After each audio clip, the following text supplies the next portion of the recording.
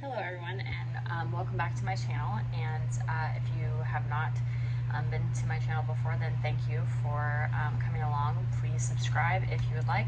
My name is Mackenzie, also known as the Bread Lady, and today's video I'm just going to talk about discard. So discard is such a confusing topic. When I first started getting into sourdough, I was like, the starter's confusing, the discard's confusing, the feeding is confusing, everything is so confusing. There's just an overwhelming amount of information on all of the topics. So the past two videos I've done is how to make your starter from scratch, and then the other video was basically how I feed my starter every week. I have a mature starter. She is almost 2 years old, Dolores is, and so every week I discard part of her and I feed her and then I put her back in the fridge. Now if you're just starting out with your starter, you can't do that with a young starter. They need a lot of more hands-on care. They need daily feedings. They need to be really strong before they can go in a cooler environment, just so they can thrive. However, discarding is so important, and basically what discarding is you just pour part of your starter off and then you refeed it. So I like to think of it, if anyone has any type of livestock, I use goats for an example. So if you have goats, you probably understand. When you give goats hay, and then so you give them a couple flakes of really fresh, great hay.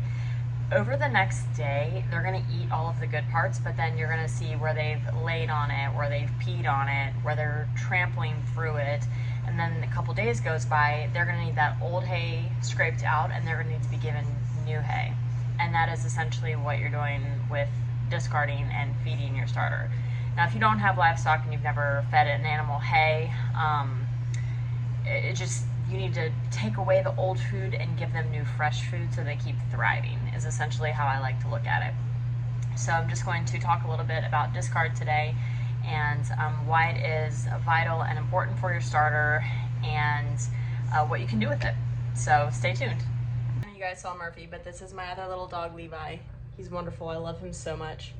He's the best little helper ever.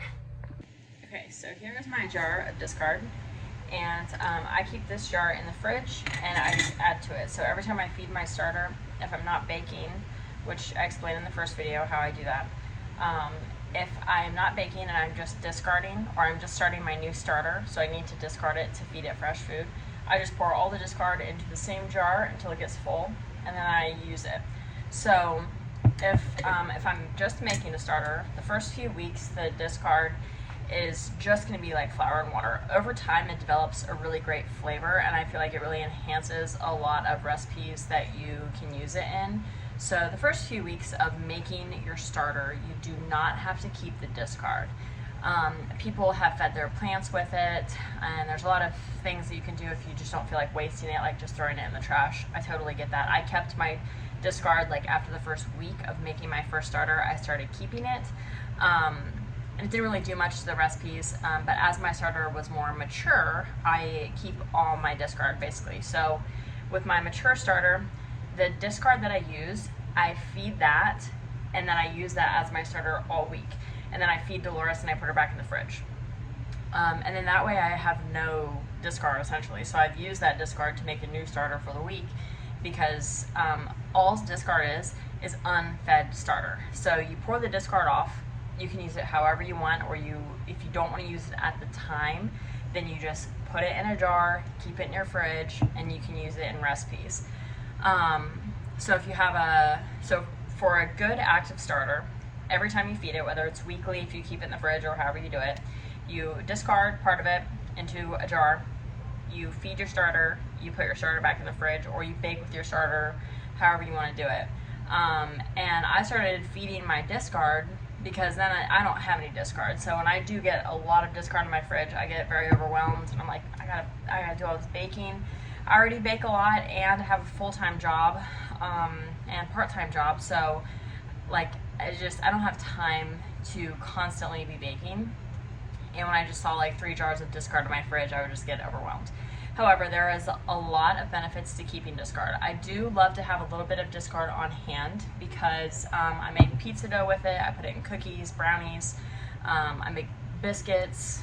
I put it in granola. So if you make homemade granola and then you pour discard in the granola mix, it makes like the huge clusters that you get, and they're so good. I make crackers. I make so many things with discard. Like literally you can put it in anything. If you're a soup person, you can add it as like a thickening agent, because it is literally just flour and water. So if you need to thicken something, I see people put it in mac and cheese. I've never done that, but I'm going to do it. There's just tons of reasons to keep discard on hand.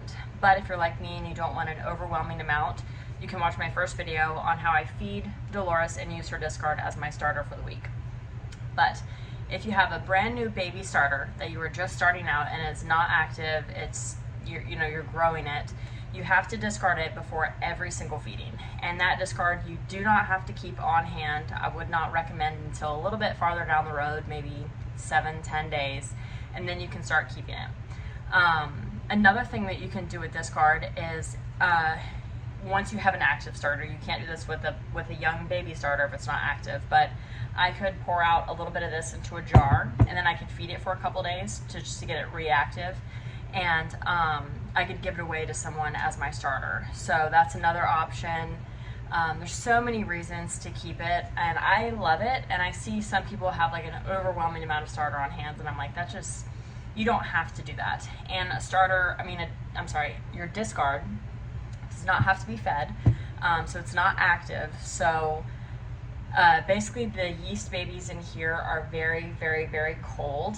They're hungry, they're like wilting, they're just not thriving. So this is going to be, you will have to have some leavening agents in some discard recipes, because your discard is not active enough to be able to leaven bread on its own, as to say if you were to use your active starter. So just keep that in mind with discard recipes. If you see yeast, baking soda, baking powder, things like that, it is because discard does need a leavening agent, because the yeast is not as active, it's very cold, they're not thriving like your original active starter is. Sorry, the buzzing in the background is my dryer. I just moved into this house, and it's a very old farmhouse, but it's a lovely property. It's a couple acres out in the country, so it's super nice, but it is an old house.